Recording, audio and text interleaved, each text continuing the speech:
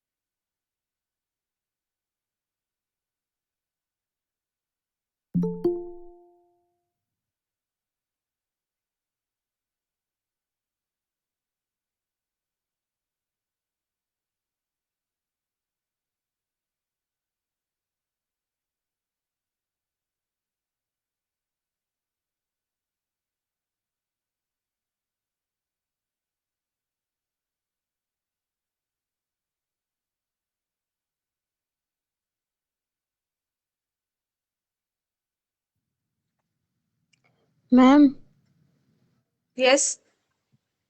Ma'am मुझे एक problem solve करवानी थी आपसे। अच्छा, बोलिए। मैम मेरा ना मैंने ये कोर्स जो है ज्वाइन किया है, तो मुझे ना अनाउंसमेंट ग्रुप में ऐड नहीं किया हुआ है, तो मुझे इन्फॉर्मेशन नहीं मिल पाती है। मैं अपनी फ्रेंड से लेती हूँ इसका। मैंने कल भी अच्छा मैम को बोला था। अच्छा। जी please provide me with your phone number. Ma'am, number Uh, मैं बोलूँ? uh, is the announcement group WhatsApp group? Is it a WhatsApp group? No ma'am, mail. Mail. Okay, you are not added. So provide me yes with your ma'am. mail ID then. Okay ma'am. Ma'am मैं message में type कर दूँ या आपको हाँ हाँ, ऐसे तुम बोल दूँ? मैसेज में टाइप कर दो. I will forward it to the PMRF. Sorry, not PMRF. The NPTEL TA. Okay okay ma'am. Ma'am Okay. मैंने कल मैम को भी Hi, दिया था, hi, तो ma'am. उन्हें भी नहीं बताया। One second, one at a time, please. Nidhi, please say what you were saying. Ma'am मैं ये कह रही हूँ, कल मैंने जो कल भी लाइव क्लास हुई थी, उसमें भी मैंने मैम से बोला था, उन्होंने भी मेरा मेल आईडी और नाम लिया था, पर अभी तक हुआ नहीं है उसमें, मतलब Okay, add. actually, the thing is that she might have mailed it to the NPTEL TA, but okay he might have been busy. I know the NPTEL TA. He belongs from the same lab as mine. So I will okay ma'am. inform him personally. Okay ma'am, मैं आपको message कर दे रही हूँ। Okay, okay. Thank you. Okay, thank you ma'am. Yeah. Okay. Hi, ma'am. Good Yes. afternoon. Good afternoon. Is there any WhatsApp group is there for the announcement? I don't think so. WhatsApp group. Initially, I thought maybe there is. But as she mentioned, I think it is just the NPTEL that Swayam, that channel announcement group. And everybody is tagged in mails. So mostly you get all information in mails. So if you have to Thank you. contact anybody, you have to contact through mail. Thank you, sir. Okay. So if you have any query and you're not getting an answer, you can let me know in classes. Then I will inform the TA accordingly. Hello, Is there? ma'am. Hello. Yes. Yeah, Praveen here. Ma'am, today is my first day. Okay. Before just 2 days, I got admissions. Okay. Okay. Okay. So before the syllabus and before the lecture, how can I tackle Before the syllabus and before the this? I think this is the second or third lecture. Okay, it second or might third be lecture, actually, the thing is that I think the course started from February 16. So by now, I six. think for week one, 5 videos have been available for, like, you can see the first 5 videos. It's there as week one. And I guess you guys have been given an assignment to submit. Week 1 assignment. I don't know because today is my first day. Okay, so as I checked the website, week 1 has 5 videos, and you have to give assignment 1. It is labeled as assignment 1, and the due date for that is 25th, which is I think next week Wednesday. Yes. Okay. So you have to finish watching those videos first, and then you have to answer. I think there are 10 questions in that. And okay, week 2 is also uploaded because week 1 is done. So week 2 is also uploaded as being informed. So what you can do is you can go through the first 5 videos, complete assignment 1, submit it, because you will be graded according to how much you scored in the assignments. Okay. Then you can start with the second week 1, and then another Okay. assignment will be given. So each week 5 videos will be released, uploaded, and then you can watch them and then give an assignment, and a deadline will be given. Please stick to the deadline for submitting. And is there, suppose due to some personal work and official work, Okay. if I am not able live lectures and suppose I have done the posted videos, so it is okay for that. No, it is okay. These live sessions are actually for doubt clearing. So if you have any Okay. doubts, we can clear it in this session. And mostly what I aim to do is, since the assignment 1, it is not yet submitted, so I cannot discuss any answer regarding that. So what Okay. we will be doing is, I will be sharing a presentation, and I will be discussing, like in the first week you have been shown some lectures. I will elaborate more on those lectures, like little bit more in extra information than what is taught. That is only for your knowledge. That is not, it's not part of the exam. Okay. Part of the exam is only the videos which are being uploaded and whatever information is there. And this is for extra information so that you do understand how you can apply it in the future. Okay. Done. Thank you Okay. so much. Yeah. Thank you. Afternoon, ma'am. Yes. Ma'am, I too am facing the same issue. Like, I'm not on the announcement group. The Okay, you are new also not one. on the So, like, announcement could you group. ask, Okay, so what you can could do you add is, me to? every person who is not in the announcement group, please give provide your mail ID in the chat section.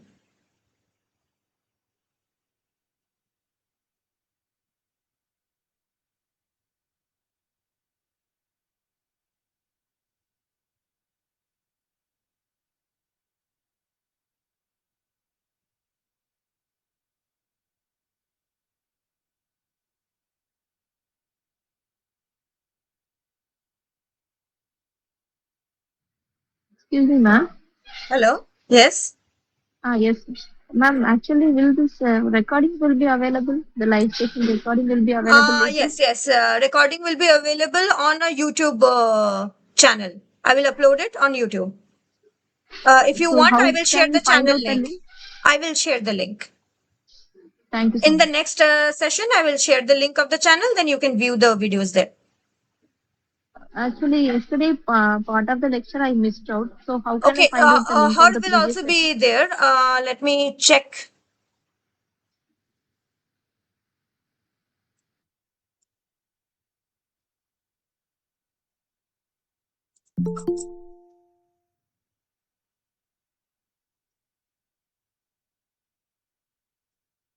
So this is the link for her channel, I guess. The last. Please click on the link and check one time that whether you can view the video or not. Thank you so much. Yeah.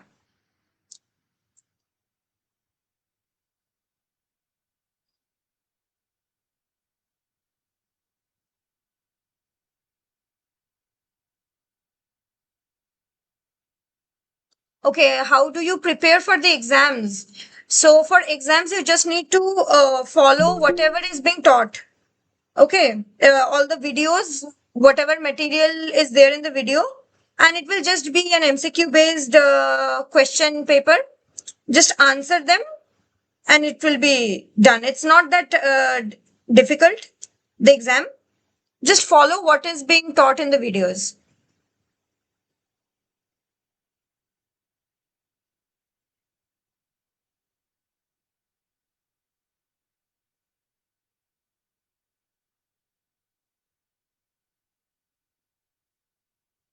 Okay. So only 3 people who have not been added to the announcement group. Is it only 3 people who have not been added to the announcement group? Rest everybody's there in the announcement group. Practice papers. No, practice papers are actually not available. You just have that one assignment week 0. And it is going to be easy questions. You don't have to worry about much practice questions and everything. Just do the assignments. The questions will be similar to the assignments. Not same, but similar to the assignments. Similar type of reasoning and everything. Okay, another person was.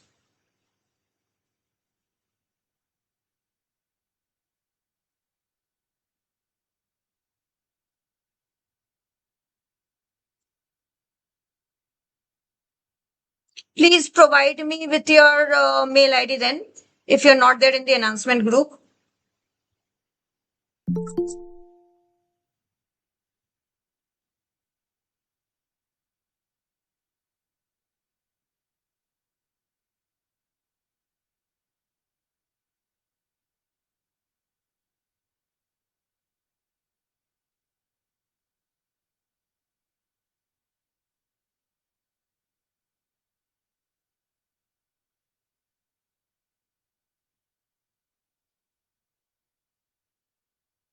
Okay.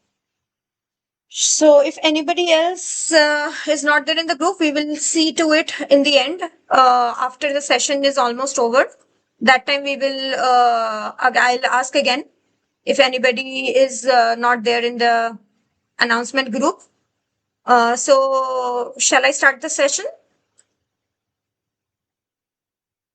Is it fine if I start the session?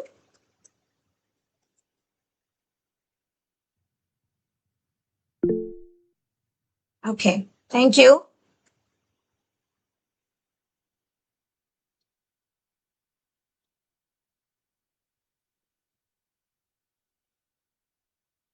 Okay.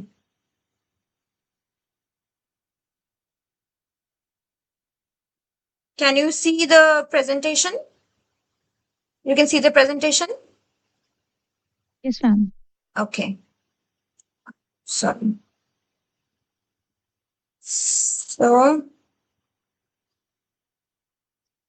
So, good evening, everyone. My name is Asmita Mujumdar, and I am a PMRF scholar. So, I'm going to be conducting this live session every Saturday from 4 to 6. So, for the first week, I guess you have been taught about ball milling and gold nanoparticle synthesis, some biological ways of synthesizing nanoparticles. And what else have you been taught? Anybody else can tell me what else you have been taught?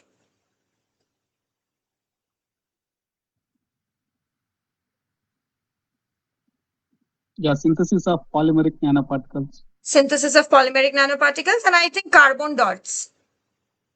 Yes. Carbon dots. So in today's lecture, live session, I will be discussing a little bit more about ball milling. Like what is the concept? I guess you have read about the types of ball milling and what material you should be using, what kind of balls you will be using. So a little bit more on the concept of size reduction. So anybody remembers that ball milling comes under which type of synthesis procedure? Yeah, top-down approach.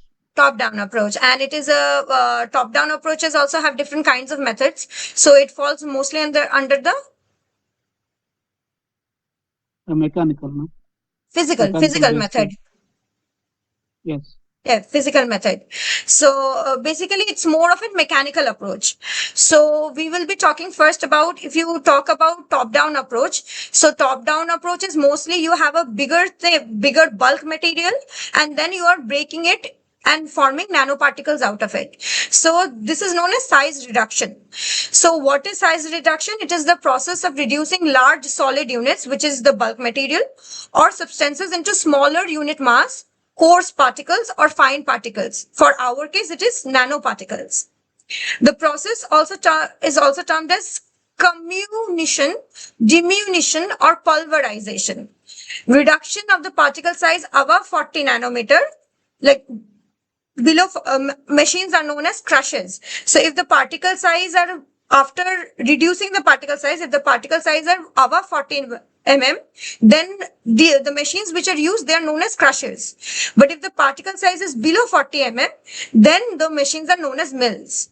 Any idea ball mill provides in which range nanoparticles mostly? 15 to 100 nanometer. 15 to 100 or 15 to 200 nanometer? 50 to 200 nanometer range. Okay, so size of degree of size reduction depends upon the machinery, methods, duration to which you are grinding the material, and then the size of the particle is reduced. So why we need this size reduction? So size reduction leads to increase of surface area. I think you have been taught about how nanomaterials are useful. Why nanomaterials are useful? Yeah, because it's a minimum size, it will be work at a maximum coverage. Yes, maximum Okay. coverage. So the surface Yes. area is more. So this is the reason we are reducing the size, and also the activity of the nanomaterial. If you have a catalytic material, then in nano range it will be more. It will show more catalytic activity. 1 second. I think somebody's.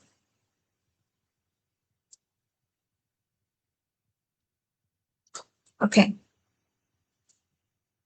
So it will show more catalytic activity if it is a catalytic material. So that is why we prefer the nano range compared to micro-sized particles. So this size reduction, how is it useful? It is mostly useful for pharmaceutical companies. Why? Because it helps in preparation of pharmaceutical capsules, in insulfalations, that is powders which are inhaled directly into the lungs, suppositories and ointments which require particle size to be below 60 mm size. It also increases the therapeutic effectiveness of certain drugs by reducing the particle size. Example is griseosulfin, which is half of the dose of drug required after size reduction. So size reduction, it also produces particles in narrow size range, and mixing of powders with narrow size range is easier. So you can make pharmaceutical formulations much easier. The mixing of several solid ingredients is easier and more uniform if the ingredients are reduced to same particle size. What else we have? Advantage is pharmaceutical suspensions. They require finer particle size. Because it reduces the rate of sedimentation. The stability of emulsions is increased by decreasing the size of the oil globules, and all the ophthalmic preparations. Ophthalmic preparations means medicines which are used for eyes, and those meant for external application to the skin must be free from gritty particles to avoid irritation of the area. So here also the size reduction is very useful. So the rate of absorption of a drug also depends on the dosage form, route of administration, and particle size. The smaller the particle size, quicker and greater will be the rate of absorption.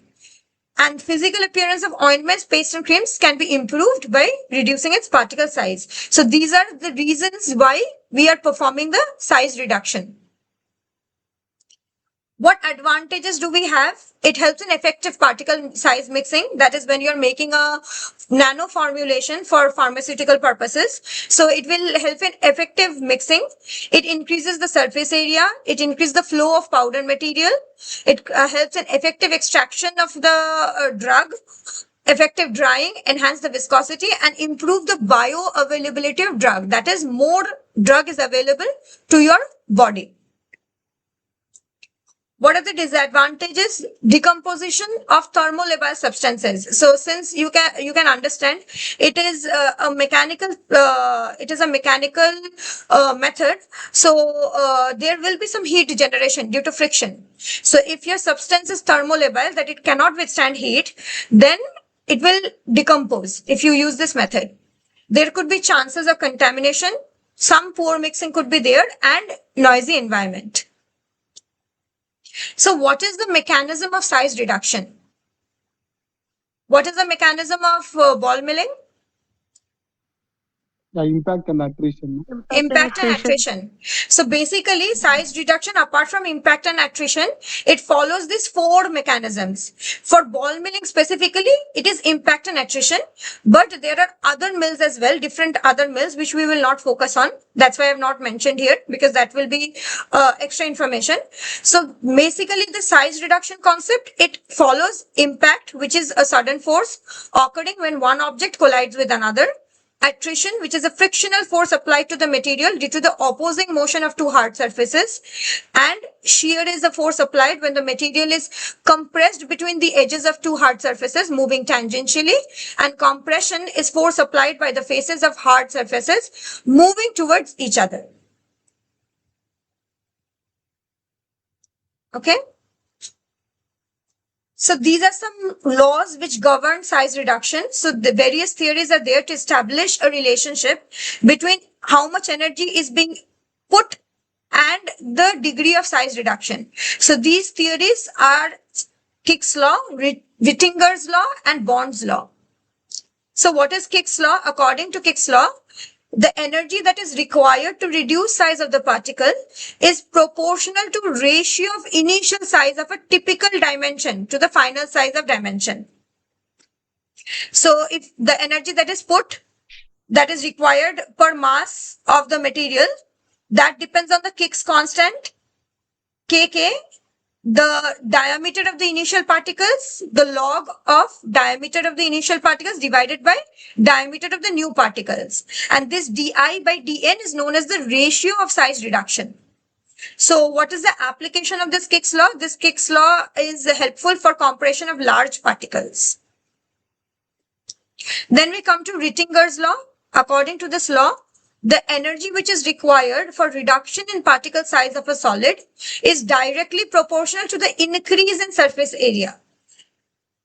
So, which gives us the equation E equals to Kr Sn minus Si, where E is the amount of energy, Kr is the Wittinger's constant, Sn is the new specific surface area, and Si is the initial surface area. That is, before Si is the surface area before for the bulk material, and Sn is the new specific surface area after it has undergone size reduction.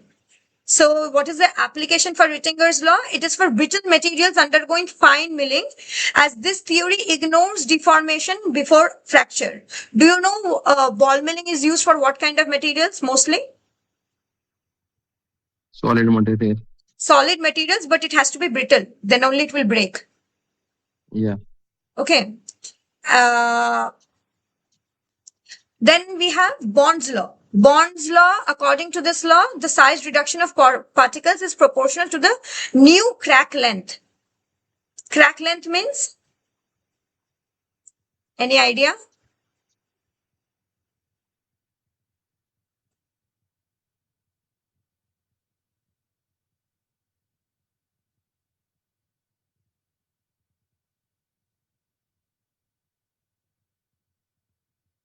So crack length is basically when you are hitting a material constantly with hard materials. Like for ball milling, we have balls, ceramic balls. So when two types of ceramic balls are hitting each other, the material in between, it will form newer cracks, and then it will slowly break into small pieces. So this size reduction of particles, it is proportional to the new crack length.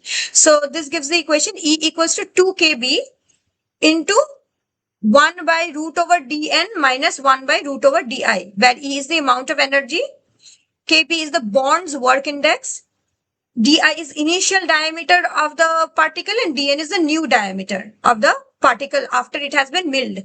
So this application, the work index, is useful for comparing efficient milling operations.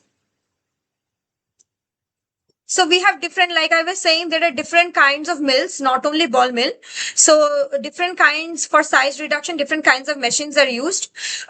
Previously, I just talked about crusher. Crusher is, for example, there are edge runner mill and end runner mill, which are called crushers, which will generate your particle size more than 40 mm. Then we have grinder. Grinder is, we have different kinds of grinder. One is an impact mill, for example, a hammer mill. tumbling mills, for example, ball mill. So our one falls under grinder category and tumbling mills. Then we have attrition mills and rolling compression grinder, which example is roller mill. Then we have ultra fine grinders, which is a fluid energy mill. And then we have a cutting machine, for example, cutter mill. So we will be focusing only on the tumbling mill, which is ball mill. So ball mill works on the principle of impact and attrition. A ball mill, also known as pebble mill or tumbling mill, is a milling machine which consists of a hollow cylinder containing balls mounted on a metallic frame such that it can be rotated along its longitudinal axis. The balls, which could be of different diameter. Why we use balls of different diameter? Any idea? Either we can use balls of same diameter in the ball mill or balls of different diameter. Any advantage of using balls of different diameter? Yeah, passing the material, Depend upon the application we are using now, ma'am. Please. passing the material with various balls. So result could be better and grinding could be better. Grinding could be better. To getting nanoparticle as much as lower, which is our target. Yes. So basically, if you have two large balls, the gap between them will be more. So if you have different size particles, so it will help in more efficient grinding. So that's why different diameter of balls are used, which occupy 30 to 50% of the mill volume. And its size depends on the feed and mill size. The large balls tend to break down the coarse feed materials, and the smaller balls, they help to form fine product by reducing void spaces between the balls. So ball mills grind material by impact and attrition. So here is an example of a ball mill, which you can see there is a cylinder and then we have steel balls and the material is in between. Here you can see that only one size of ball has been shown, depicted in the picture. So construction is, it consists of two hollow cylinder which is mounted on a metallic frame in such a way that it can be rotated on its longitudinal axis. Anybody ever saw a ball mill before? Machine? Yes. Okay. Have you used it? Yes, ma'am. Okay. So I think in the lecture that has been uploaded, there is a picture of a ball mill, like how it looks like, the instrument.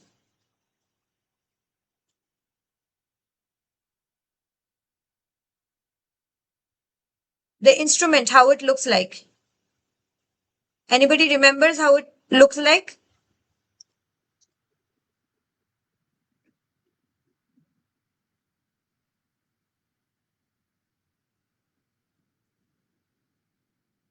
So ball milling, the working of the ball mill is the drug to be ground is put into the cylinder of the mill and then the mill is rotated. So basically this cylinder which is depicted here, that cylinder, the balls and your material, for example, a drug which is put into the cylinder and then the mill is rotated. The speed of the rotation is very important. Why? Because here you can see in the picture, there are three different kinds of speed shown.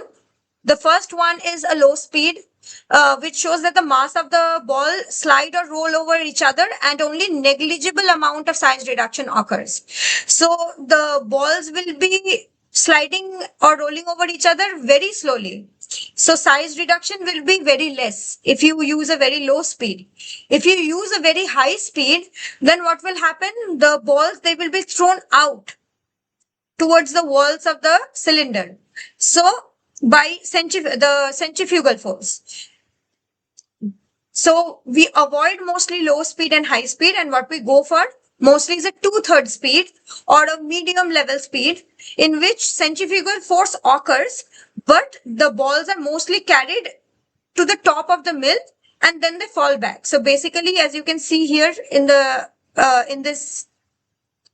basically as you can see here, so the balls, they're spinning here, they're being thrown out by the centrifugal force, but it is only going to half of the cylinder size and then it is falling. So the impact and attrition is enough to cause size reduction in the nano range. So the degree of milling in a ball mill is influenced by different factors like the residence time of the material in the mill chamber, like for how long you are milling the material in the mill chamber, which is known as the residence time. The size, density, and number of balls. What different kinds of ball sizes you are using. The density of the ball, like metallic balls will have different density, ceramic balls will have different density, and the number of balls you're using. The nature of the balls, that is hardness of the grinding material. Any examples of balls which were given in your lecture? Material of the Metallic and balls? non-metallic based. Metallic and non-metallic. Apart from metal and non-metal, what else? There were a list given.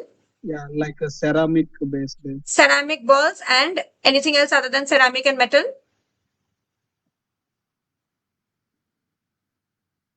I think polymeric. Polymeric ones, okay. Mostly, I think in metal, do you remember any example?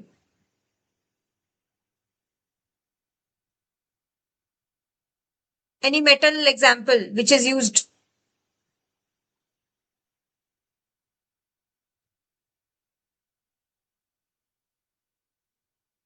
Okay, no problem. Feed rate and feed level in the vessel. So feed rate and feed level in the vessel, what does it mean? Feed rate, any idea? Feed rate. What is considered as the feed? Means our sample which is throwing to the Yes. either reactor or. Yes.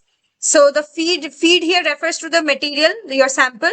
So how much sample you are adding and how much of the vessel it is being filled, because you need to leave some space for the balls to move around, or else it will be stagnant. Even if you are spinning it, it will not break your material. And rotation of the cylinder. So this is also very important. Like we talked about different speeds. So this speed is very important.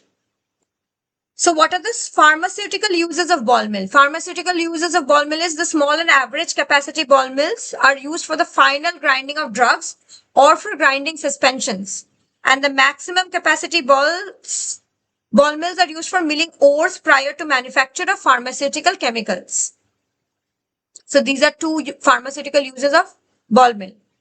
What are the advantages of ball mills? Advantages, it produces very fine powder, that is particle size is less than or equal to 10 microns. It is suitable for milling toxic materials since it can be used in a completely enclosed form. The entire setup is closed. So you can mill toxic materials without worrying about, being exposed to any toxic stuff. It has a wide application and it can be used for continuous operation. There are also certain disadvantages of using ball mills. What is the disadvantage? One is the contamination of product may occur as a result of wear and tear, which occurs principally from the balls and partially from the casing. So what happens is you should always keep a check that the condition of the balls you're using. So if sometimes it can happen that some wear and tear can occur in your balls and that material is getting mixed with your material, or the inside of your cylinder, that casing can also come off and get mixed with your material. So some contamination can happen. So for that, you need to constantly check the inside casing and the balls. If you see that if there is some wear and tear, then you should change the balls which are using. High machine noise level, especially if the hollow cylinder is made of metal. So the person who said that they have used the ball mill, I guess you might have noticed the machine creates a very, very big noise. Yes, ma'am, it creates. Very, very big noise, and also it vibrates. So if you have kept it on a bench top, your entire bench will be vibrating. So it creates a high level noise. The machine creates a high level noise, specifically if the hollow cylinder is made of metal, but much less if rubber is used because it works as a buffer. Relatively long milling time. So if you're milling for a relatively long time, then also there is some disadvantages that some wear and tear can happen. And it is difficult to clean the machine after use. So cleaning should be you should be very efficient in cleaning your machine. If even some material is left, then when you're milling a next material, then the contamination will come from your previous material.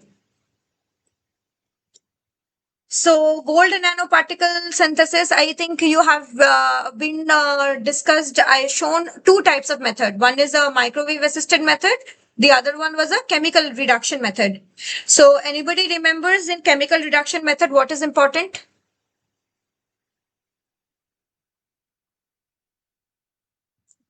What is important for Yeah, a metal precursors and okay. So what are the reducing things agents. you need for chemical reduction method? For chemical reduction method, we need different things for the gold nanoparticle synthesis. So Yeah, tetrahydrochloric acid and citrate. okay, so if you Sodium don't citrate. consider just gold, yes, tetrahydrochloric acid for gold synthesis, but basically a metallic salt for metal nanoparticle synthesis. So I don't think you have been shown discussed silver nanoparticle synthesis, right? Yes, only gold. Only Okay. gold. So basically the generalized thing is you take a metal salt precursor, because chemical reduction method works for any metal nanoparticle synthesis. So for silver also, it will work the same way. So the nomenclature is basically you take a metallic salt, and what else you need with the metallic salt for chemical reduction? Reducing agent and capping agent. Okay, you need a reducing agent. Yes, correct. Reducing agent and a capping agent. Can the reducing agent and capping agent be same? No, this capping agent will stable our nanoparticle. Okay. So role of capping agent, exactly correct. Role of capping agent is to make your nanoparticle stable. And reducing agent is basically what function it is doing. Yeah, it will convert our metal salt into nanoparticles. It will convert your And metal in the salt form into of atoms. nanoparticles. So basically there will be a nuclei formation, which we call nuclei Yes, formation, and then growth yeah, will that happen. is the first step Yeah, towards that is the the formation. first. Yeah, that is correct. Exactly. That is the first step of your metal nanoparticle synthesis. So first there will be a nuclei formation, and then because your reducing agent will be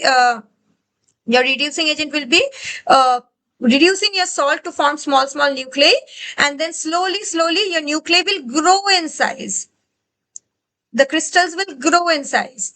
And what is the role of your capping agent? It will stop the To growth of prevent the. agglomeration. Yeah. Yeah, to prevent agglomeration. One is the preventing agglomeration. Another one is Particle size. particle To control size. the particle. So depending on your stabilizer, your particle size is also varying. So regarding the question I asked, whether your stabilizer and capping agent and reducing agent can be same or not? Yes, it can be. Certain reducing Yes, agents, yes, certain reducing agents can work as capping agent. Any example you know? yeah, the stannic acid also we use it, na? Yes, tannic acid, and for chemical reduction method?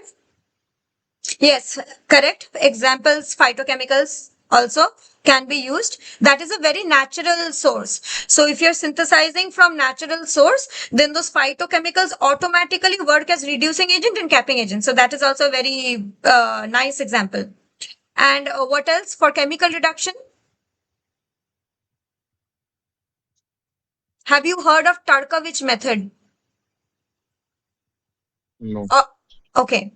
So Tarkovich method of gold nanoparticle synthesis is the standard protocol. So if you have not heard of it, I am writing the name of the protocol in the message. Tarkovich method. So you can look up this method. And if you want, I can include this method as well. Just one slide in the next class. But basically, Turkovich method is the standard protocol for gold nanoparticle synthesis. So the first person who synthesized gold nanoparticle synthesis, he standardized that synthesis method and called it Turkovich method.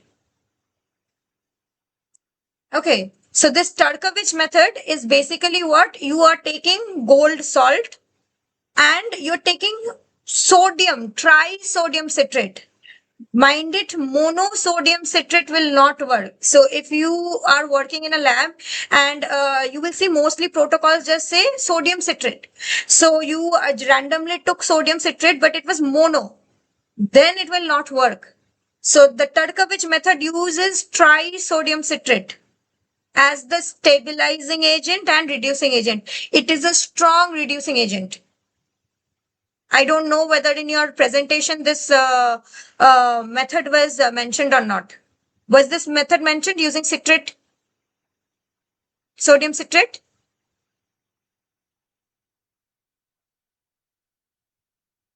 Anybody remembers whether? Okay. So if it was not mentioned, you can go back and check whether it was mentioned or not. If the chemical reduction method is mentioned, I think it should be mentioned because this is the standard. But I Yes, think yes, it the is mentioned.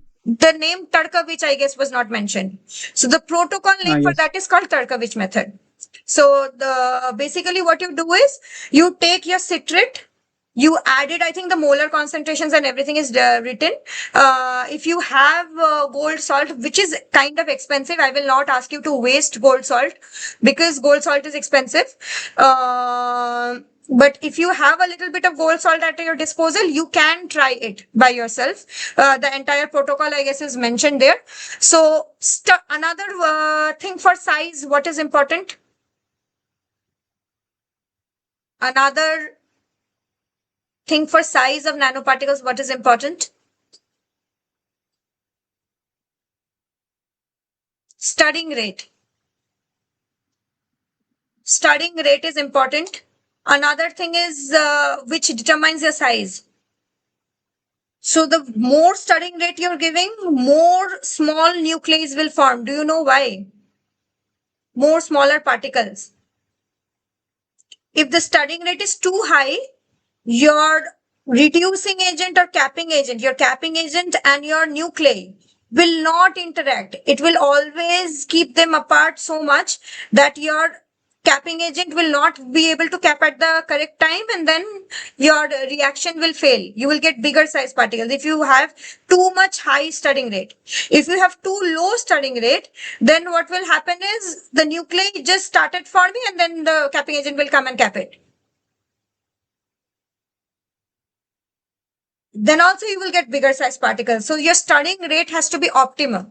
So that is also one thing that you have to optimize to get particle size of, if you want, suppose 20 nanometer particle or 10 nanometer. Turkovich method gives very small sized particles, less than 10 nanometer.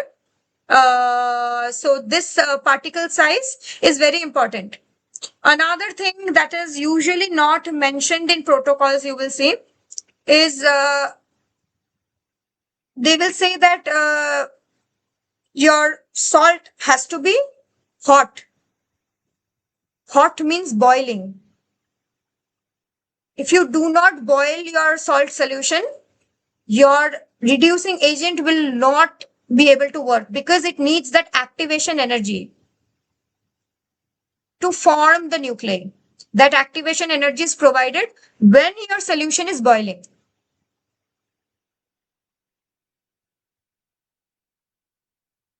Did you understand what I meant? Shall I repeat it? Yes. Understood, ma. Okay.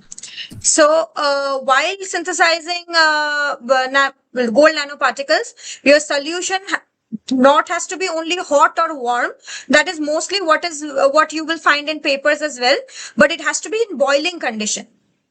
You have to see small bubbles coming up. Then only you add your reducing agent. Stabilizer is already there in your solution if you're using a different stabilizer. And reducing agent is what you add later. so that immediately the stabilizer comes and attaches.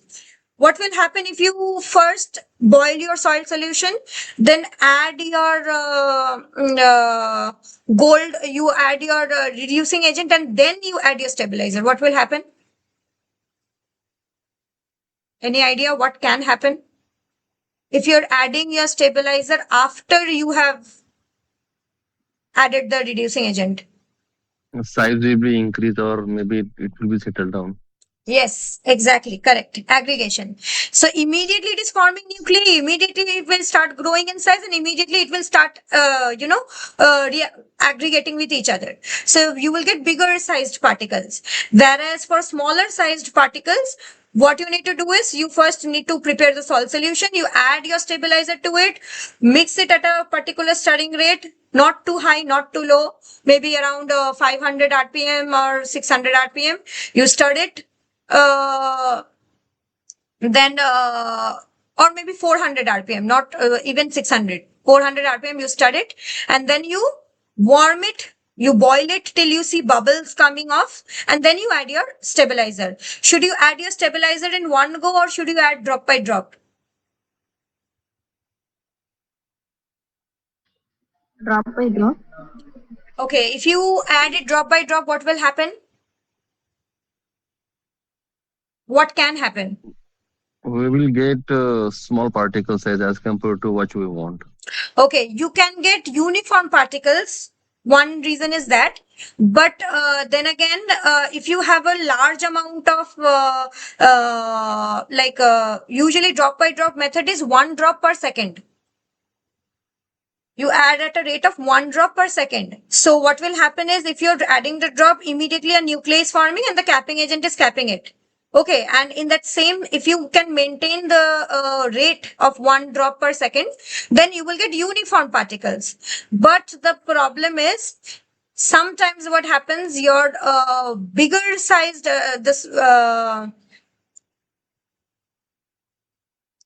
what is uniform particles called? I think you guys have studied PDI. PDI, what is PDI?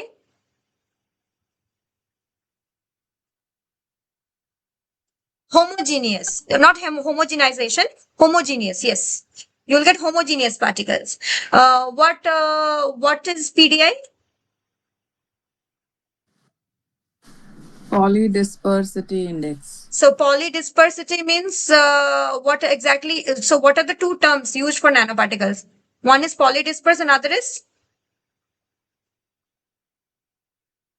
Monodisperse? yes, monodisperse. So monodisperse particles will be particles of same size, and polydisperse is particles of different size. In this Tarkovich method, however, we do not add the reducing agent dropwise. We add it completely to the solution. As a result, what happens is different sizes of nuclei are formed, and we get polydispersed nanoparticles. So Tarkovich method gives you polydispersed nanoparticles. It will not be too high. What is the polydispersity range? Anybody remembers?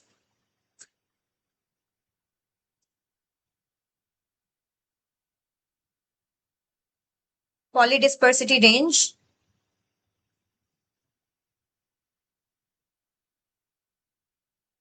Zero to 1. So I think you the week 2 lecture, nobody I think has gone through it, but there will be a lecture on zeta size and zeta potential. So we have a software called Zeta. I will give information about that in the next lecture, live session. But what happens in that Zeta size software is, we have in that Zeta size software, Zeta sizer software instrument, we measure the zeta potential and zeta size of the particle.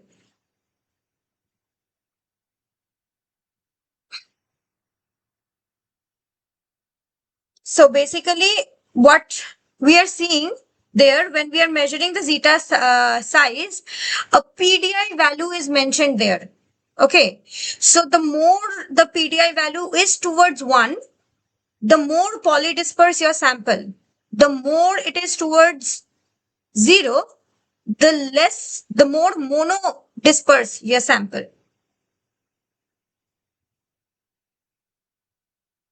So this is a factor that you always have to check when you are measuring the size of your nanoparticle. So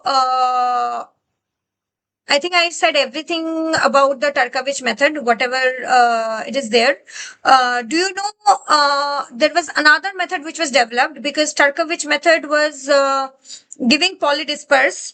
So what was used as a, what do you call it? To get monodisperse particles. That is when the concept of using different reducing agent and capping agent came.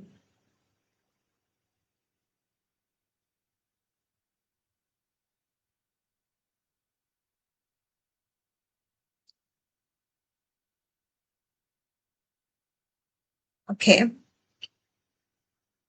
So basically for the microwave assisted synthesis, I guess you have studied this tannic acid. So tannic acid works as both capping agent as well as reducing agent. Tannic acid is a strong reducing agent or weak reducing agent.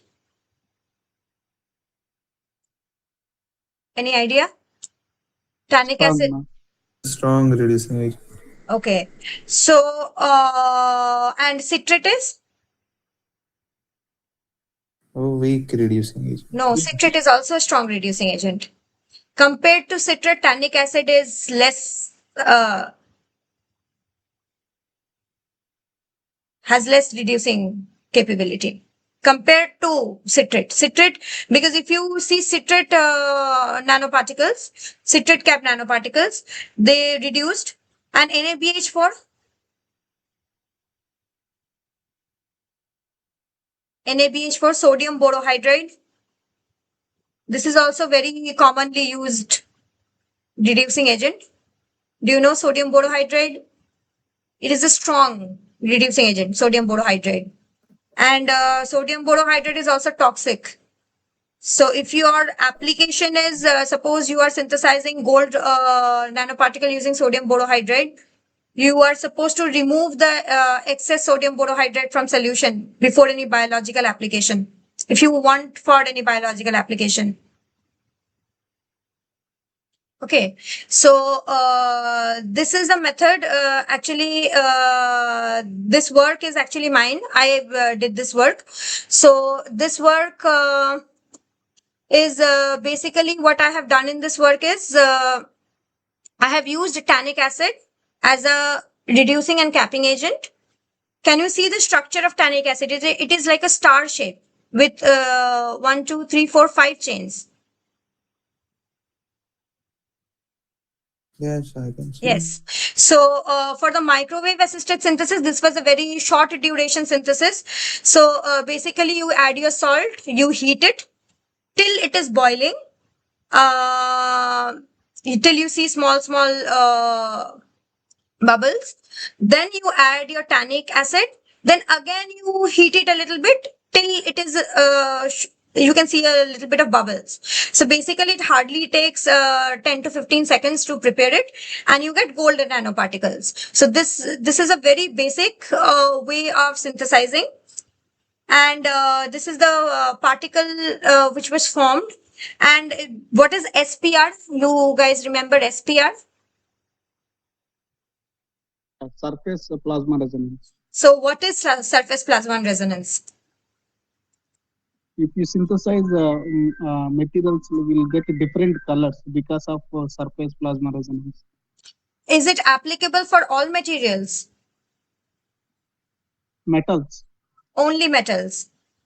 So you have to remember that SPR is shown only by metal nanoparticles. So SPR peak of citrate capped gold nanoparticles, anybody remembers? I think it was mentioned in the slides. I think 500 to 550 in between. Exactly 520 nanometer. Okay. Okay. So exactly it is 520 nanometer because gold nanoparticles basically give a peak around 520 nanometer. So one confirmatory test that your gold nanoparticles have formed is the color. What is the color of gold nanoparticles?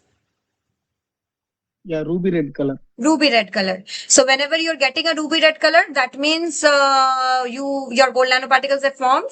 And next confirmatory is you perform a UV visible spectroscopic analysis, and you will get an SPR peak. And the SPR peak has to be around 520 nanometer. Not exactly 520. It can be 521, 22, 23, 24, whatever. But it has to be around 520 nanometer. That is also your confirmatory that your particles are gold nanoparticles. Every metal nanoparticle will have different SPR peaks. Okay. Like for example, this is, I'm just giving an example. Like for silver, the SPR peak is around 420 nanometers. So that is like 100 nanometer ahead.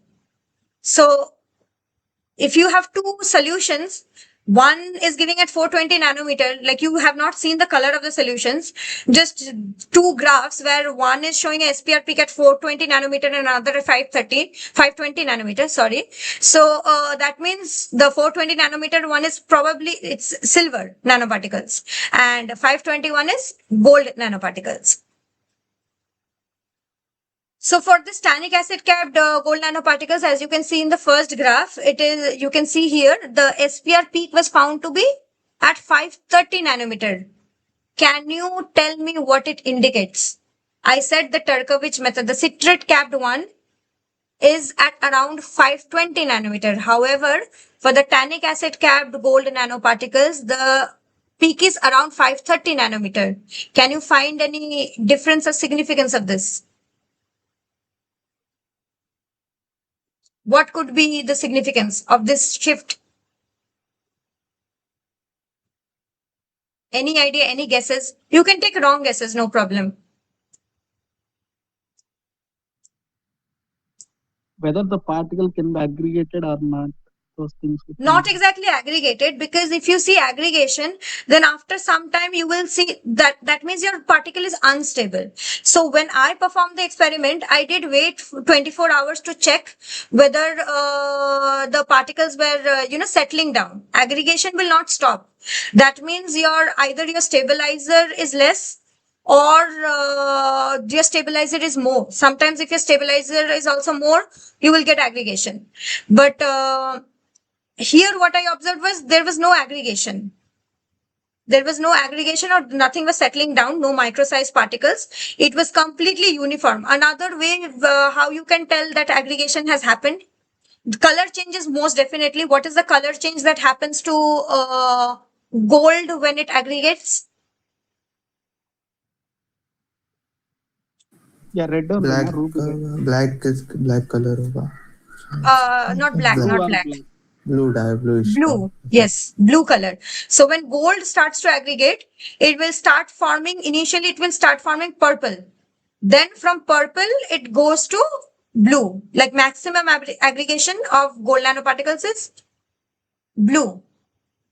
So this 530 and 520 nanometer difference, like here the particle, it is because of the particle size.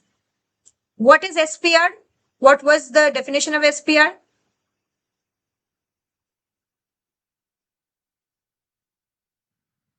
You remember what was the definition of SPR? Cohesion when the metal.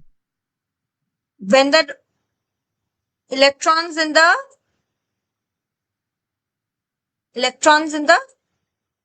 conduction band, what was happening to them? They oscillate at a particular wavelength. When the wavelength which you are giving matches that oscillation, then it starts oscillating even more with a higher frequency.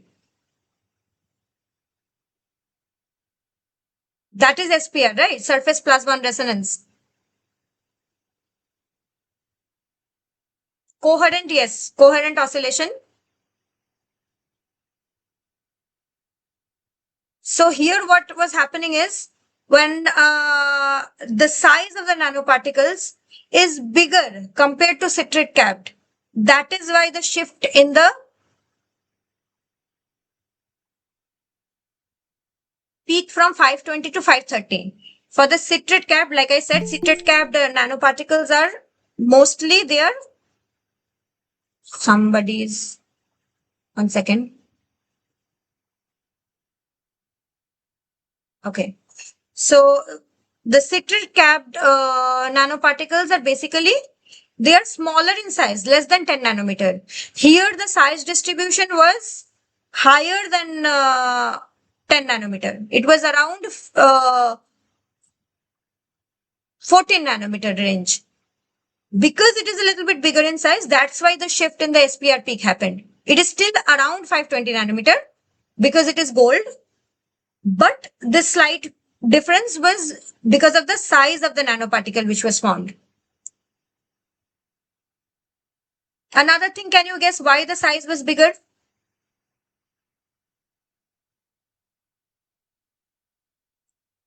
Any guesses? I'll give you a hint. You see the structure of tannic acid. Tannic acid must have hydrogen bond हो गया होगा intermolecularly शायद. It is related to size of the stabilizer.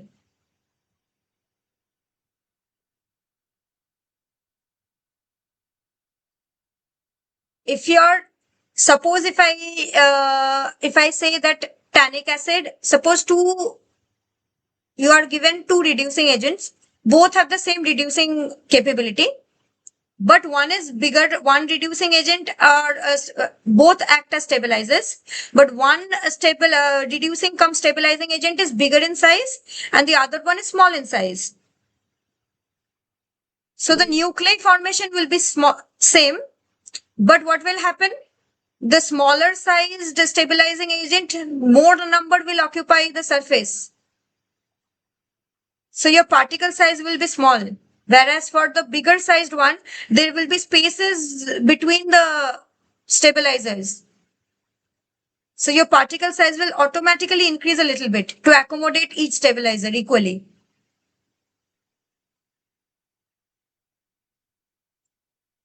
So here in this case, the slight increase in size is probably because of the tannic acid size. Because it's a very big molecule and citrate is very small. Sodium citrate is very small in size.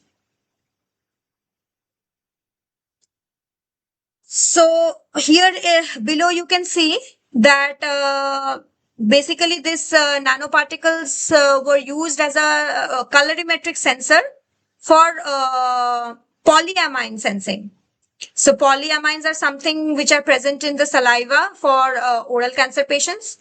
So polyamines were sensed, whether in the presence of the polyamine, what kind of aggregation was happening in the gold nanoparticles. So polyamines, what it represents? It has amine groups, multiple amine groups. It's a linear chain compound which has multiple amine groups. Whereas as you can see here in the tannic acid, you can see multiple OH groups.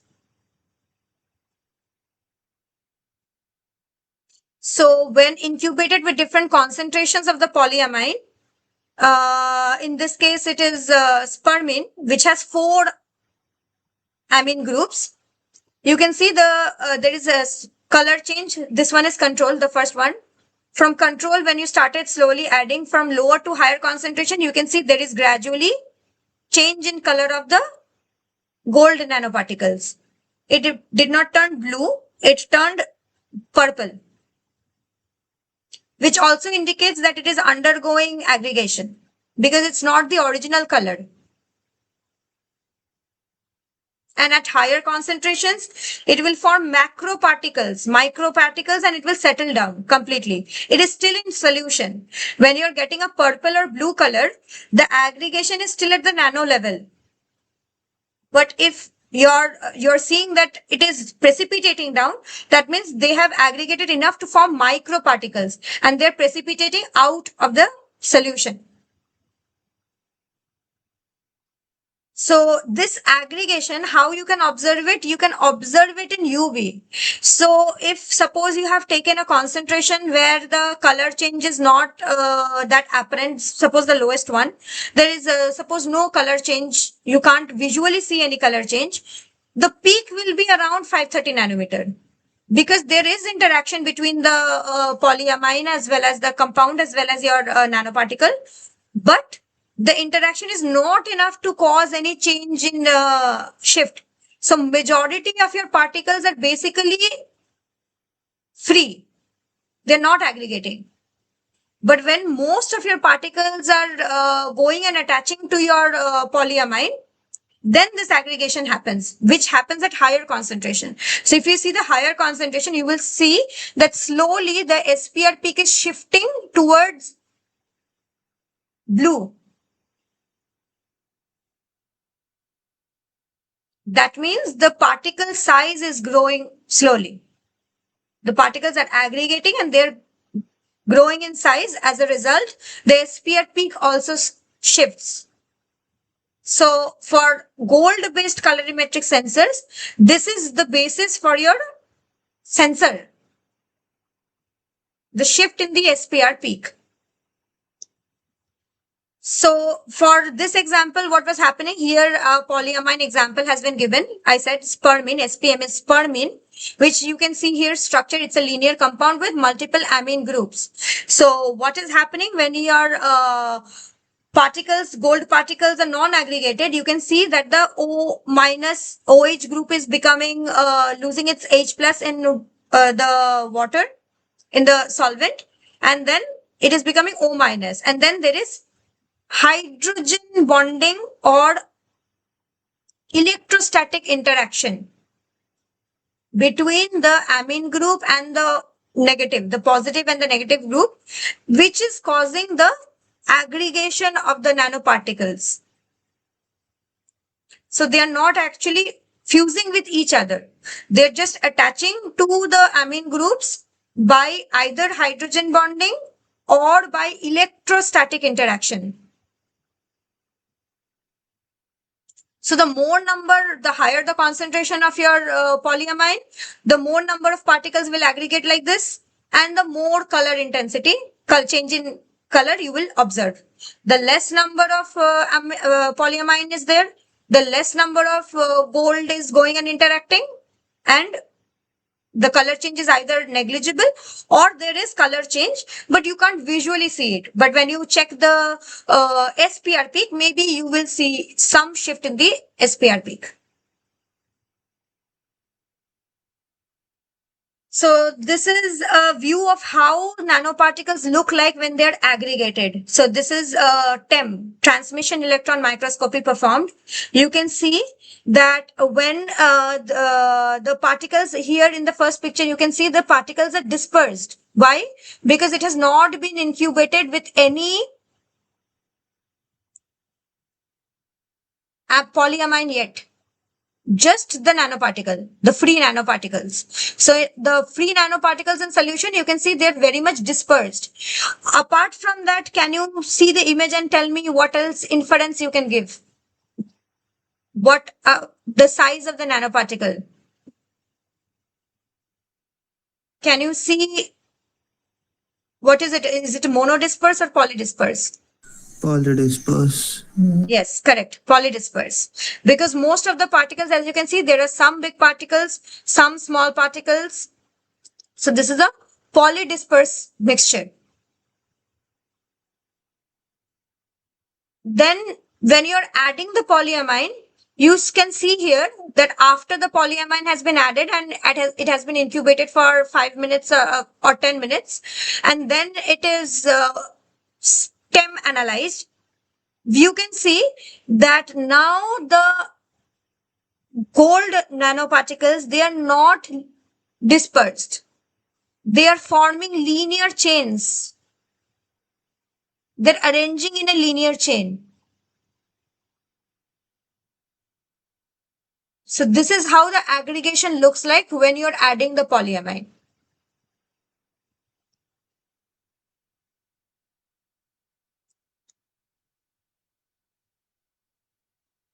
So in this work, coloring for RGB sensor, you know what is RGB? App, colorimetric app, which measures RGB. RGB full form?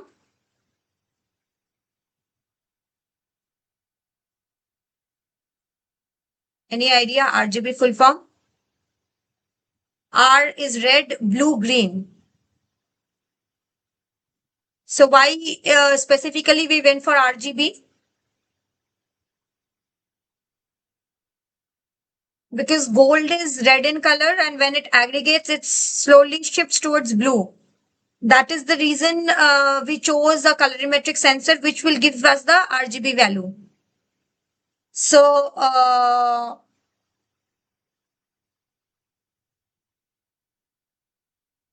we can see here that with the colorimetric sensor, colorimetric app, when we are measuring the intensity of R value, intensity of red value.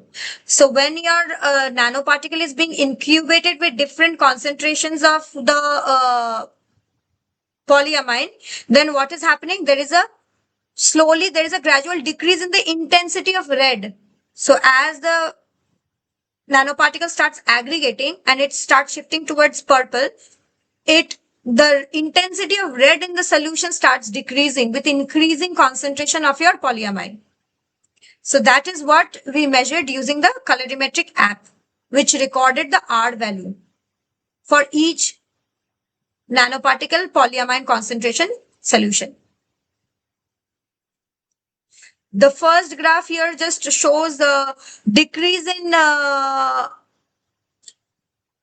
absorbance value with increase in concentration of spermine. This is just performed in nanodrop spectrophotometer. You know what is a nanodrop spectrophotometer?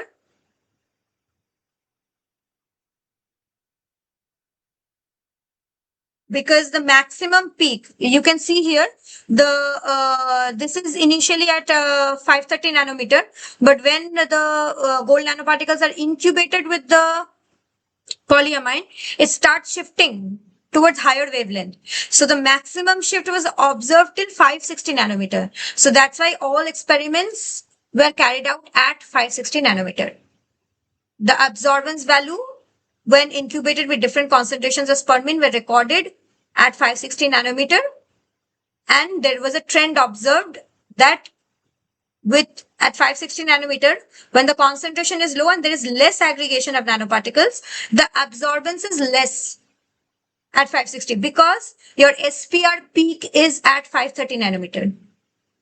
But with increasing concentration, slowly the SPR peak starts shifting from 530 towards 560. So at higher concentrations, you are getting the SPR peak at 560 nanometer instead of the original 530, as your particles are aggregating in the presence of the polyamine. That is why the absorbance value slowly increases.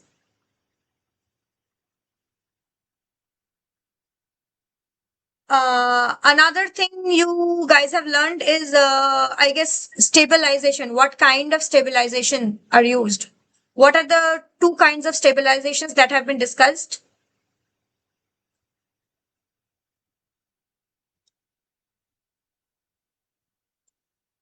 Stabilization.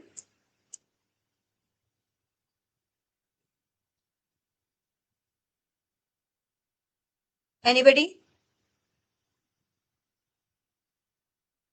Okay, yes. Nanodrop spectrophotometer, you need to just add small microliter of sample, 1 microliter, 2 microliter.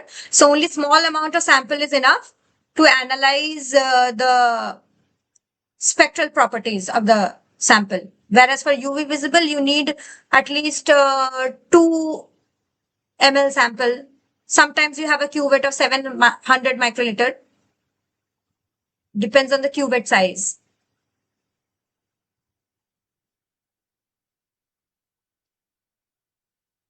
Kind of stabilizers used. What kind of stabilizers are used?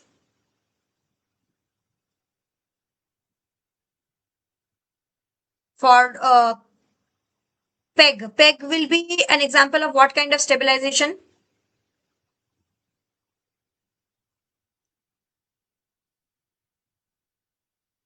What kind of stabilization? Okay, 1 second.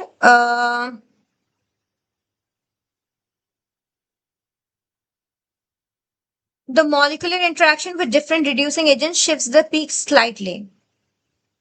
The molecular interaction with different reducing agents. Okay, like I mentioned, it is size dependent. So tannic acid provide gaps or spaces in which nanoparticles could be. No. The nanoparticle is growing in size. Your tannic acid is bigger in size. So what is happening is when your nuclei, since citrate is small in size, your nuclei is growing, it will go and attach. And more number of citrate can be accommodated on the surface. Whereas for tannic acid, the size of tannic acid is big. So when it goes and sits on the surface of your nanoparticle to stabilize it, less number of tannic acid will be there on the surface compared to citrate. Tannic acid will not provide gaps. Tannic acid will go and sit on the surface of the gold nanoparticles. Is it clear?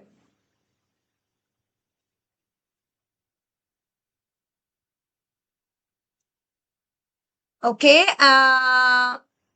PEG. Okay. Surfactants. Right. So PEG is an example of what kind of stabilization. There are two kinds of stabilization. One is electrostatic stabilization. The other is steric stabilization. So PEG will fall under which kind of stabilization?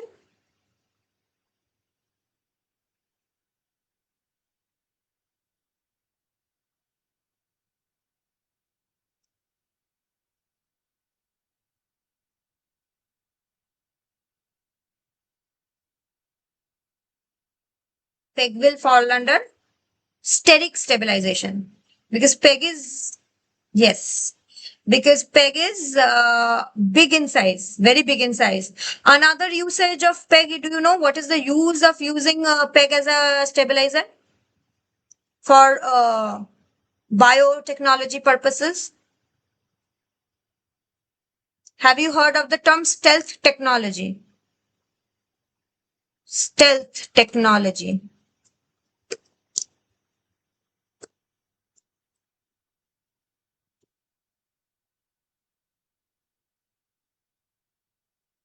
So basically this, apart from the stabilizing thing, the stealth technology is basically your nanoparticle is foreign. When you're injecting it in a body, yeah, correct. It will not be recognized by the immune system. So your nanoparticle is foreign so that it is not cleared out by your immune system or your immune system doesn't attack it. What you do is you anyways need a surface.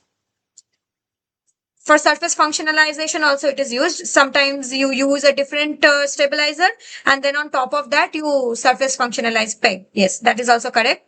So PEG basically acts as a stealth technology. So your nanoparticle will be present in your system and it will not be recognized by your immune system. So that is correct. Any example of electrostatic stabilization? Any example you can give of electrostatic stabilization?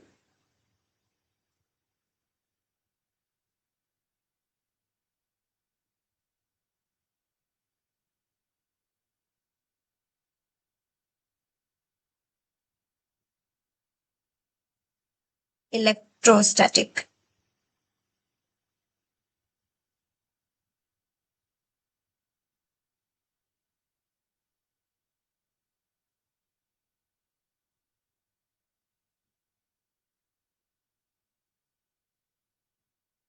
We were discussing recently about it. Electrostatic stabilization. No. You have the nanoparticle Nanoparticle can be stabilized using two kinds of stabilizer, right? One is electrostatic stabilization and the other is steric stabilization. So PEG is an example of a steric stabilization that you gave. So I was asking whether you know an example of a electrostatic stabilization. So what is electrostatic stabilization? Your stabilizer will come and sit and it will provide a charge on the surface, right? It will provide a charge on the surface of your nanoparticle, which will prevent other nanoparticles, which will repel the other nanoparticles. So if you have a nanoparticle and it is covered by negative charge, and then another nanoparticle which has covered by negative charge, then both will be, yes. So both will be, what will happen? They will not come close to each other. They will, like charges repel each other, like that. So like charges will repel each other and then they will stay as, they will remain stable. They will not aggregate because nanoparticles are highly reactive. Even if the charge is a little bit less, they will aggregate. If the charge is more,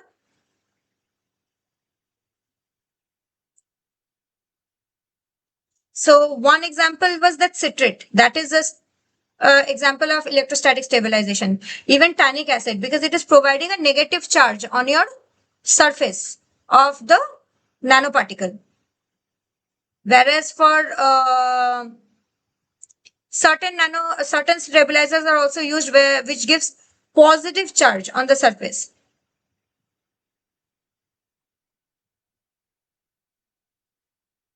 Okay.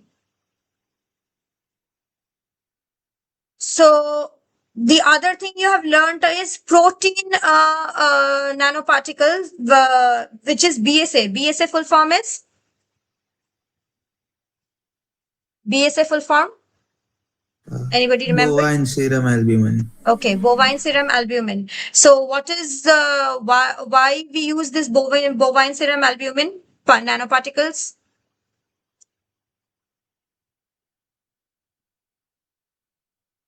Any idea? Drug delivery purposes. Yes, It for may drug be delivery useful. purposes.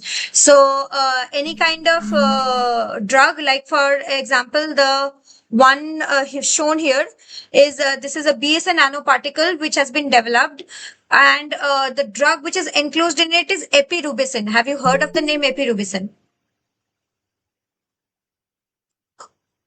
Heard of the name epirubicin?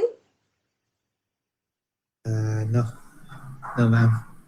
Okay, so epirubicin is an anti-cancer drug.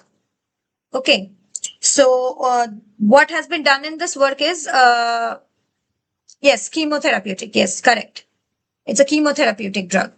So what has been done here is BSA nanoparticles have been developed, in which the epirubicin drug was enclosed. Okay, and then that formulation was tested on cancer cell line in vitro. The cell line is A549.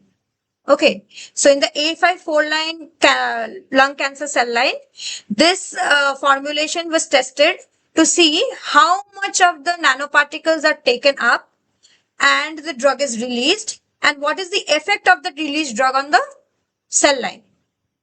It is affecting cell viability or not. It was tested in control. One second. So it was tested in control and compared with the free drug and the formulation, BSA NP and only BSA. Okay, without the drug. So here is a schematic of how the drug actually, the BSA NP works. Have you guys seen any video of BSA nanoparticle synthesis? No. Okay, BSA nanoparticle synthesis. They have not shown you a video. Okay, so BSA nanoparticles are basically you take the BSA solution, you add a precipitating agent. What is the precipitating agent? precipitating agent. Precipitating agent is ethanol. Okay. So you slowly dropwise add your precipitating agent to the BSA solution, and the BSA will start precipitating. You stir it for some time, and then you add your cross-linking agent. So whatever small protein particles are formed, we need to cross-link it. So we add a cross-linking agent. What is the cross-linking agent? Any example of cross-linking agent?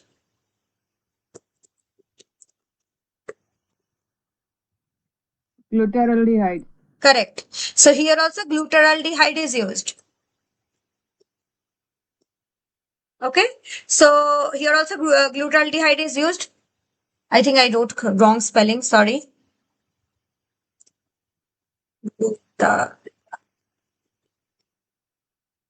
Sorry. I corrected the spelling. So glutaraldehyde is used, and then you stir it overnight.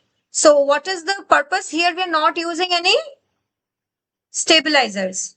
Here our stabilizer is actually the cross-linking agent. So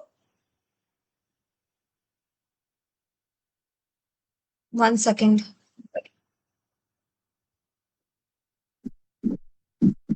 So here what is happening is your cross.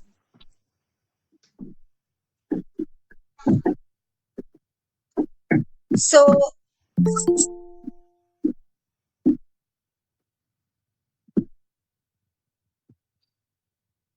here what is happening is here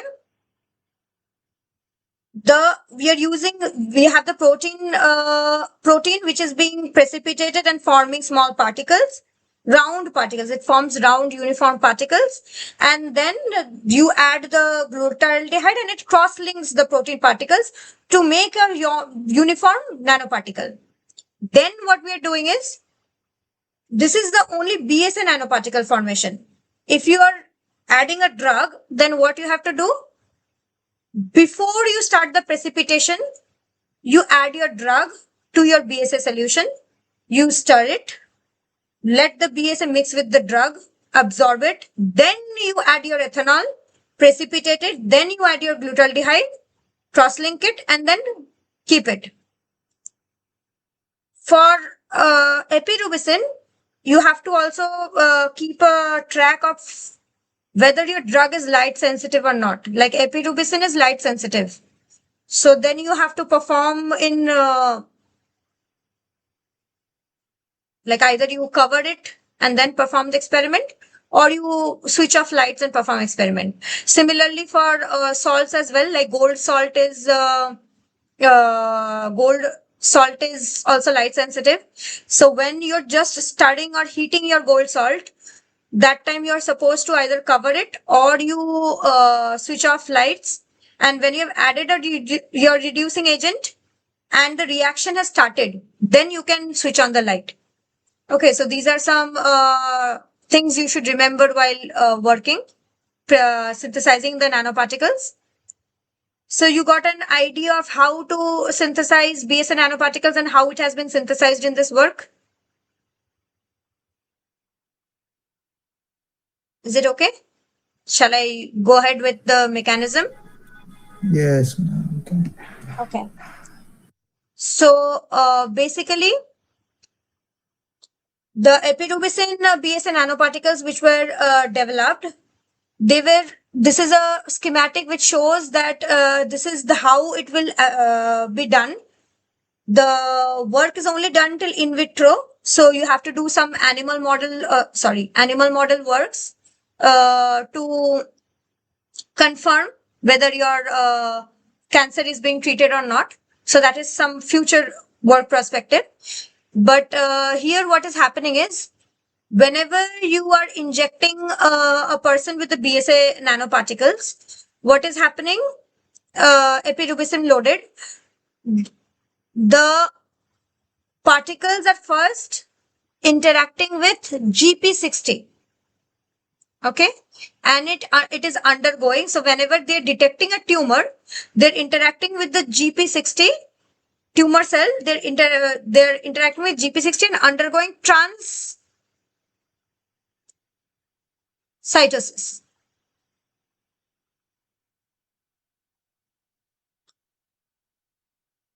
Okay. After it is coming out of here, what is happening? These tumor cells, they overexpress a protein which is known as spark protein.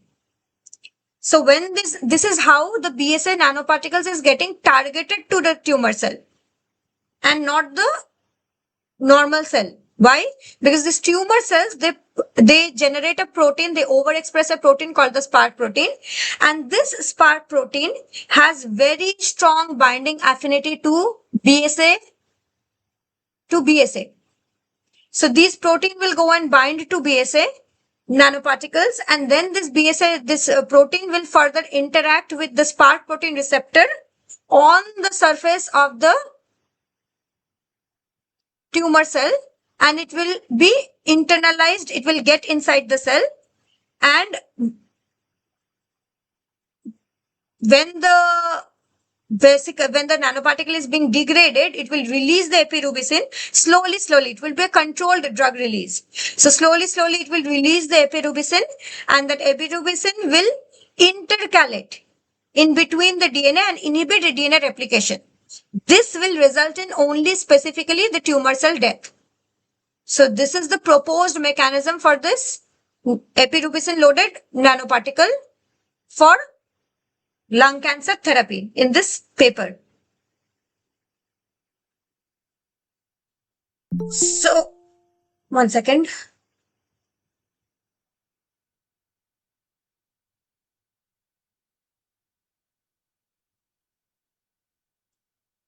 Okay. So, here what we have done is, we have cultured A549 cells. We have grown A549 cells, and they have grown A549 cells, and then what they have done is, they have done fluorescence imaging. They have incubated the nanoparticle. They have control is no nanoparticle is there. Nothing is there. They have not incubated, just the cell proliferating cell line. The second line represents the cells which were incubated with the free drug epirubicin. And the third line shows the epirubicin BSA nanoparticles which were incubated with the cell line. So, and then fluorescence dye was added, and fluorescence imaging was done of the A549 cell line. So in the control, you can see the cell viability is good. The cells are proliferating. We cannot see any red. So this GFP filter is basically showing us live cells, and the RFP filter is showing us the dead cells. So these red dots represent dead cells or cells that are undergoing death. Okay. So, and the merged is both GFP and RFP mixed. So here we can see in the control that all cells are viable. So cell viability is good. Only in the free drug, we see that yes, cell death is occurring. The drug is also very effective in killing the tumor cells. And for APBSA with the nano particle formulation, we see that the cell death is even more enhanced. So the nanoparticle efficiently delivers the drug to the cells, more efficiently delivers the drug to the cells compared to only the free drug uptake. So this is another imaging where they have used a lyso tracker. Do you know what is a lyso tracker used for? The dye lyso tracker.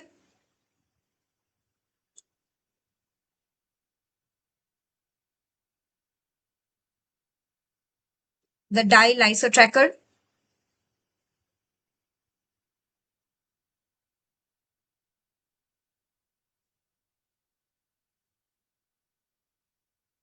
So lyso tracker is basically, it helps you, tag the lysosomes, and this dye is efficient in monitoring programmed cell death. So if you have to check whether your cells are undergoing PCD or not, apoptosis or not, so that is why this lysotracker dye is used. So here you can see in the control that you have added the lysotracker dye. You have only epirubicin. You have lysotracker dye. The only epirubicin and you are also tagging the nucleus with a nucleus dye, which is DAPI. And you are seeing the merged version, that whether you are getting any cell death or not. So here in the AP-BSA formulation, again, we can see that the cells are undergoing cell death.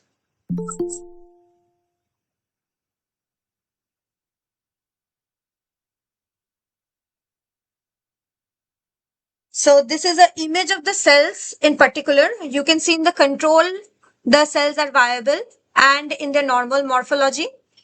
When you're adding only the free drug to the cells, then you can see there is some distortion in the shape of the cell. That is, the cells are undergoing cell death, but still they're well attached to the surface. So how do you, in animal cell culture, how do you understand that cells are undergoing, whether cells are dying or not?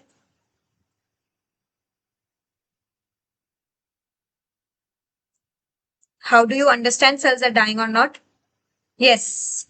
One is an MTT assay, which tells you about what do you measure in MTT assay?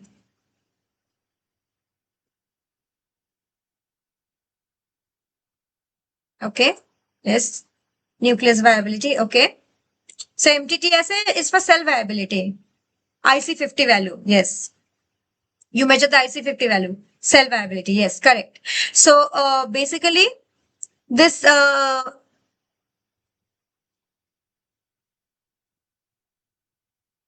this control and epi, but in general, like suppose you are culturing cells without any cell viability or without any testing, just seeing under the microscope, how do you understand your cell is, majority cells are good and thriving or they are dying? Suppose you have cultured a cell, you have put it in the incubator and you want to check. Firstly, the animal cells, they attach to the surface. So if they are dying, then they detach from the surface. Yes, correct. Exactly. Their shape would change and it will be, if it is dead, and it will be free floating. So whenever a cell is dying, so it slowly becomes round in shape. So as you can see here, that with only the free drug, the cell has lost its shape, but it is still attached. It is not free floating. Whereas compared to the AP-BSA nanoparticle, when the cells were incubated with this AP-BSA nanoparticle, you see that the cells have become more rounded and slowly it is losing its attachment to the surface. So that means the cells are perfectly dying. It is undergoing programmed cell death.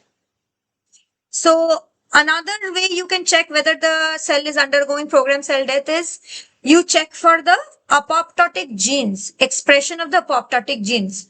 So in this paper also, they tested for the apoptotic genes. What they did, beta-actin is a housekeeping gene, which is present in both control cells as well as cells which were treated with your drug, not drug, sorry, nanoparticle, drug-loaded nanoparticle. And BCL2 and caspase-3. These are the two anti-apoptotic and apoptotic genes. BCL2 is the anti-apoptotic gene and caspase-3 is the apoptotic gene, which were checked. The expression of these two were checked. So in the control, you can see that BCL2 expression is good, but when the cells are being treated with your drug-loaded nanoparticle, then you can see that the BCL2 expression is decreasing. There's a down regulation of BCL2 expression. And whereas for caspase-3, you can see in the control, compared to the control, when you are incubating the cells with the drug-loaded nanoparticle, the caspase-3 expression is increasing. So there is a down regulation of your anti-apoptotic gene and there is an up regulation of your apoptotic gene, which further proves that your cells are undergoing apoptosis due to the uptake of the nanoparticle, drug-loaded nanoparticle. Here is a comparison with only the free drug and the drug-loaded nanoparticle compared with the control. You can see here that there is a down regulation of the anti-apoptotic gene and there is a upregulation in the apoptotic gene. And if you compare with the free drug, then caspase 3 upregulation is much higher in the drug-loaded nanoparticle compared to the free drug. So this is it for today. So any questions you have, you can ask.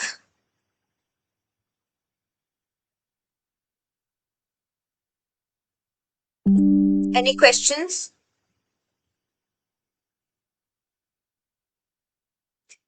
Yes, confluence. Confluence as in what you want to ask exactly?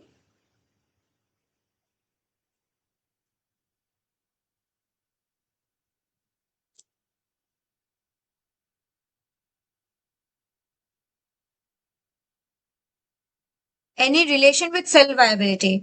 Okay, confluence is how much your cells are occupying in that petri dish or the T25 flask.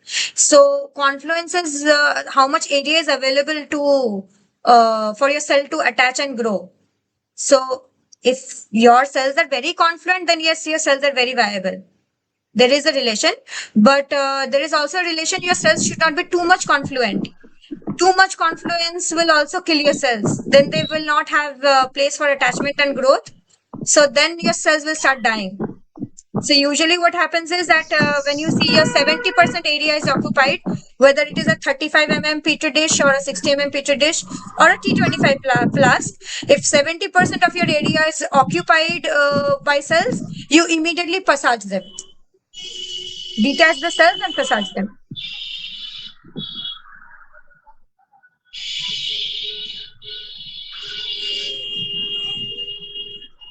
Any questions? Any queries?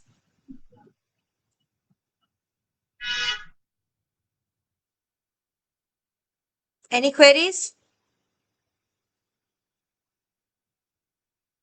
Anybody here who is still not there in the announcement group, who is not getting information regarding the course? Yes, recording of the session will be available.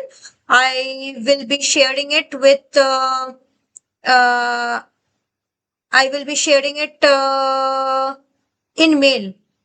I will send it in mail to everybody. The folder link, which will have the presentation and the YouTube link where the video will be uploaded.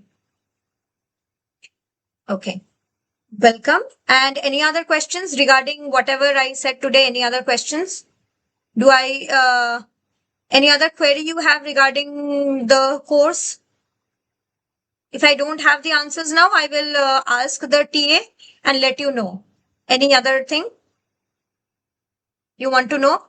Anybody else? Again, I'm asking anybody else who is not getting any information about the course, is not there in the announcement group.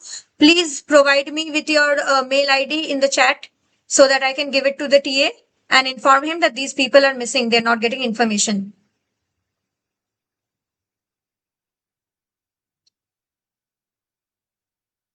Anybody else? I think I got 3 names. Anybody else? Everybody else is there in the announcement group. They're getting all the messages and everything.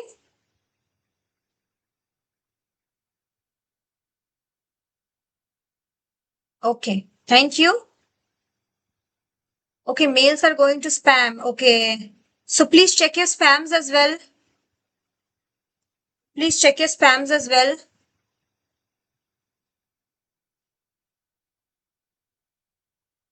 I would advise you to check your spams then.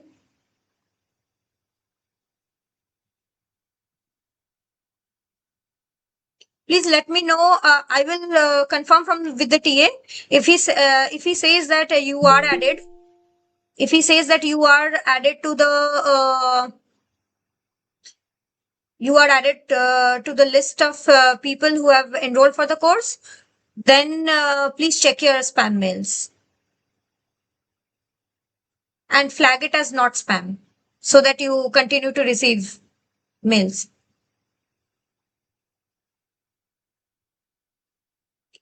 Okay. Thank you for joining. Thank you all of you for joining this session. I will hopefully I will see you again next Saturday, same time, 4 to 6. Hope you enjoyed the session. And if you have any queries or questions regarding this session as well, you can ask me in the next class. And please let me know if you want more information on what you have studied, or even what you're studying, you want a little bit more information on that. I can provide you with that as well. So I will look into it, make slides, and provide those questions. So basically, I will try to give as much, paper examples of how they have used those particles and everything, so that you get a better understanding of how people are using those work experimentally. Okay. So I will see you in the next class. Thank you all for joining. You may leave. Thank you.